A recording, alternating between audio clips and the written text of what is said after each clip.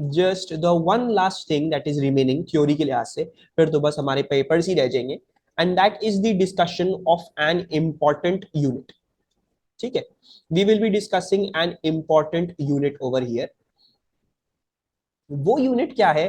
देखो, जूल्स जो है ना, जूल्स वो काफी बड़ा यूनिट है। ठीक है, एक जूल क्या होता है? एक जूल होता है जब एक न्यूटन की फोर्स लगती है एक मीटर के डिस्टेंस पे, या force into distance work done, एक जूल तब बनेगा, है ना। अच्छा, अब प्रॉब्लम क्या है, न्यूक्लियर रिएक्शंस में जब हम एनर्जी निकालने की कोशिश कर रहे होते हैं, तो वो जो एनर्जीज आ रही होती है वो 10 to the power - 26 joules into 10 to the power - 13 joules into 10 to the power - 9 joule, मतलब हमेशा बहुत छोटी वैल्यू आ रही होती है जब भी हम न्यूक्लियर इक्वेशंस को उनके अंदर एनर्जी निकालने की कोशिश करते हैं। You get a very small value in terms of joules. तो ये बड़ा हमारे लिए इम्प्रैक्टिकल हो जाता है बार बार ये -26, 13, 9 और इस तरह से लिखना। तो हमने क्या कहा, हमने कहा यार न्यूक्लियर रेडियो एक्टिविटी के लिए, इस चैप्टर के लिए एक डिफरेंट सा यूनिट बना लेते हैं फॉर आर एनर्जीज, ताकि हमारे लिए कन्वीनियंस रहे। ये बार बार 10 to the power - और 10 की पावर्स भी डील करना बार बार थोड़ा सा हेक्टिक हो जाता है, तो कोई और सा हम जो है वो यूनिट बना लेते हैं। अच्छा, वो यूनिट क्या है? वो यूनिट ये है, it is known as the electron volt.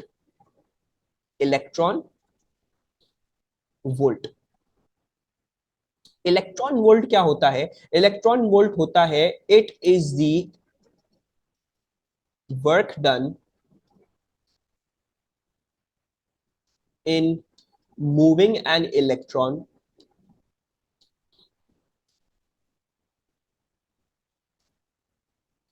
across a potential difference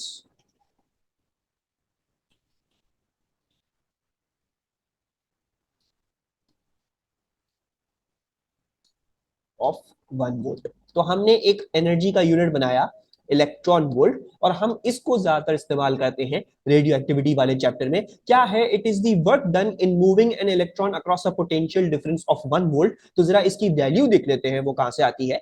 we studied voltage equals to work done upon charge.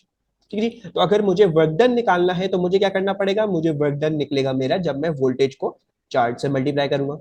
अच्छा, इलेक्ट्रॉन वोल्ट कैसे डिफाइंड है कि 1 वोल्ट के पोटेंशियल डिफरेंस पे आप एक इलेक्ट्रॉन जिसका चार्ज हमें पता है, आप उसको जो है वो क्रॉस करवा रहे हो, तो हमें ढूंढना है उसका वर्क डन क्या होगा। वोल्टेज आ गया 1 वोल्ट, चार्ज क्या है एक इलेक्ट्रॉन का, वो आपको मिल जाएगा डेटा बुकलेट से, 1.6 into 10 to the power - 19 Coulomb's, that is the charge of an electron. तो ये जो वर्क डन की वैल्यू आती है, ये आती है 1.6 into 10 to the power - 19 joules. मतलब एक इलेक्ट्रॉन को 1 वोल्ट के ऊपर से क्रॉस करवाने में इतनी एनर्जी लगती है। इसको हम क्या बोलते हैं? इसको हम एक इलेक्ट्रॉन वोल्ट बोलते हैं। यानी बेसिकली एक इलेक्ट्रॉन वोल्ट जो है वो 1.6 into 10 to the power - 19 joules होता है। ठीक है, अब अगर आपको कोई आंसर, कोई वैल्यू दे दी जाए इलेक्ट्रॉन वोल्ट्स में, देखो हमने अभी तक जो भी फॉर्मूला पढ़े थे वो सब जूल्स के लिए थे। ठीक है, तो हम हमेशा कैलकुलेशन जूल्स में ही करेंगे। लेकिन हो सकता है एग्जामिनर आपको वैल्यू दे दे इलेक्ट्रॉन वोल्ट्स में, तो आपको कन्वर्ट करनी पड़ जाए। हो सकता है एग्जामिनर आपसे आखिर की वैल्यू पूछ ले इलेक्ट्रॉन वोल्ट्स में, तो आपको कन्वर्ट करनी पड़ जाए। तो वो कन्वर्जन आनी चाहिए हमें, basically we need to look at that conversion. So basically, how much is 2.6 into 10 to the power -26 joules in electron volts? तो जरा हम ये देख लेते हैं कि अगर मुझे इन इलेक्ट्रॉन वोल्ट्स इसकी वैल्यू देनी हो तो वो कैसे करेंगे। वो ऐसे करेंगे कि आपको ये चीज जो है क्या करनी पड़ेगी, याद करनी पड़ेगी। Remember this, that 1.6 into 10 to the power -19 joules is 1 electron volt. ठीक है जी, और फिर हम क्या करेंगे, हम लगा लेंगे यूनिटरी मेथड। भाई अगर मुझे पता है कि एक इलेक्ट्रॉन वोल्ट क्या है, वो ये है 1.6 into 10 to the power - 19 joule है, ये जो है वो एक इलेक्ट्रॉन वोल्ट है।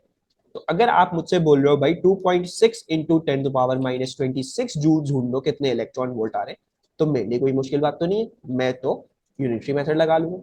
आई cross multiply this, I cross multiply this, और x जो है वो हम ऐसे कैलकुलेट कर लिया करेंगे।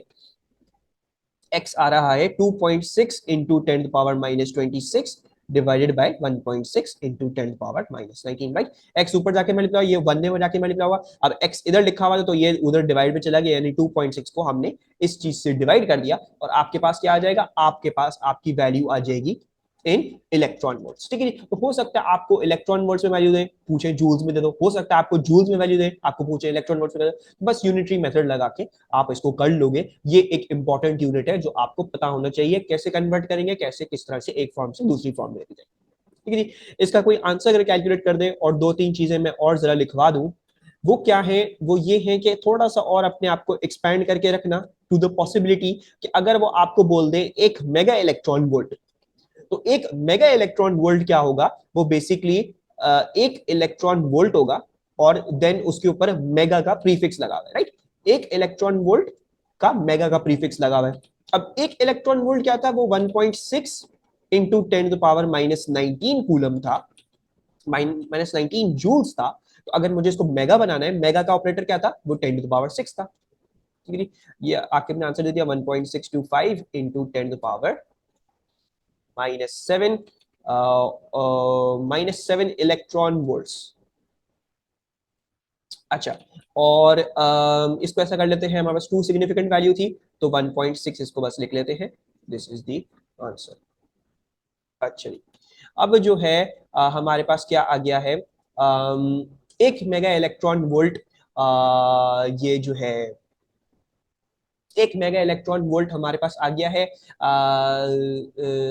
ये हम कैसे देखेंगे, एक मेगा इलेक्ट्रॉन वोल्ट का एक इलेक्ट्रॉन वोल्ट के ऊपर मेगा का ऑपरेटर, तो बेसिकली 1.6 के ऊपर इंटू 10⁻6, तो एक मेगा इलेक्ट्रॉन वोल्ट जो होता है वो 1.6 इंटू 10⁻⁻13 होता है, ठीक है जी। अच्छा जी, और इसी तरह अगर वो आपसे बोल दें भाई एक गीगा इलेक्ट्रॉन वोल्ट बता दो, या आपसे बोल दें भाई एक किलो इलेक्ट्रॉन वोल्ट बता दो, तो आप घबराइएगा नहीं। आपने अगर इलेक्ट्रॉन वोल्ट याद किया हुआ है तो बस ये उसके आगे प्रीफिक्स वाली कहानी है जो हमने फिजिकल क्वांटिटी मेजरमेंट से पूछा था, पढ़ा था। सो 1.6 इंटू द -19 इंटू 10⁻9 कर दोगे तो ये 1.6 इंटू 10⁻9 जूल्स, ये क्या आ जाएगा, -9 जूल्स क्या आ जाएगा, ये एक गीगा इलेक्ट्रॉन वोल्ट आ जाएगा।